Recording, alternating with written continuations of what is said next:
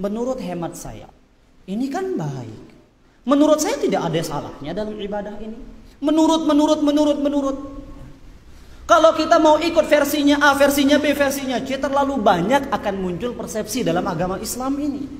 Ini yang menjadikan kita itu bingung, mana sih Islam yang sebenarnya? Kenapa? Karena mulai banyak orang yang bilang berdasarkan hemat saya, berdasarkan hasil pengamatan dan penelitian saya, menurut ini, menurut itu.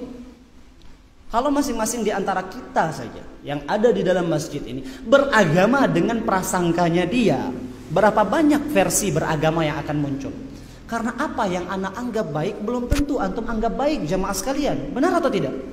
Dan apa yang menurut antum baik tidak harus menjadi kebaikan menurut orang yang ada di sebelah antum. Oleh karena itu baik dan buruk dalam urusan agama bukan sesuatu yang berhak kita ucapkan tanpa ilmu. Ya, tidak boleh.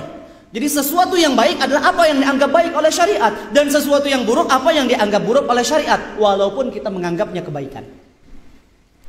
Jadi ibadah tetaplah ibadah walaupun manusia menilainya bukan ibadah. Dan sesuatu yang bukan ibadah tetaplah tidak bisa bernilai ibadah walaupun sebagian manusia mengatakannya sebagai ibadah. Oleh karena itu, ungkapan indah dari Ibnu Mas'ud radhiyallahu taala anhu. Beliau pernah berkata, "Ittabi'u, ikuti yang sudah ada." Ya, cukupkan diri dengan apa yang sampai kepada kita dari Al-Quran dan Sunnah Nabi SAW, dan itu banyak dan banyak yang belum kita amalkan. Siapa di antara kita yang sudah mengamalkan Al-Quran dari A sampai Z? Siapa di antara kita yang sudah mengamalkan Sunnah Nabi SAW dari awal sampai akhir? Ada? Tidak. Kalau yang sudah ada saja belum kita amalkan, kenapa kita tambah perkara-perkara yang tidak disyariatkan?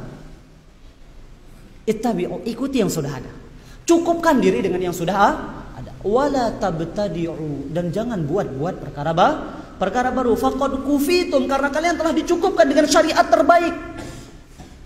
Allah sudah mencukupkan kita dengan agama Islam, dan yang Allah turunkan kepada Nabi Muhammad SAW.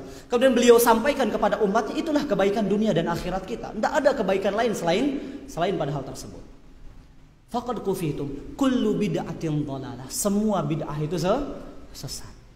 Dan di dalam untaiannya Ibnu Umar, beliau pernah berkata radhiyallahu taala anhuma, kullu bid'atin dhalalah wa in yarahan nasu hasanah. Semua bid'ah itu sesat walaupun sebagian manusia menilainya sebagai sebuah kebaikan. Karena kalau itu baik, tidak mungkin Al-Quran tidak menjelaskannya. Kalau itu baik, tidak mungkin Nabi SAW menyembunyikan dan tidak menyampaikannya. Artinya, itu tidak menjadi bagian dari agama karena memang tidak ada kebaikan yang bisa kita dapat dari perkara tersebut. Jadi jamaah sekalian, tidak boleh kita beragama berdasarkan prasangka. Ya, iyyakum wadh-dhann fa inna dhanna akdzabul hadis. Hati-hati kalian dari prasangka, karena prasangka itu adalah sedusta-dusta ucapan. Iyattabi'una illa dhann wa inna dhanna la yughni minal haqqi syai'a. Mereka hanya mengikuti prasangka mereka, padahal prasangka itu tidak bisa mewakili kebenaran sedikit pun.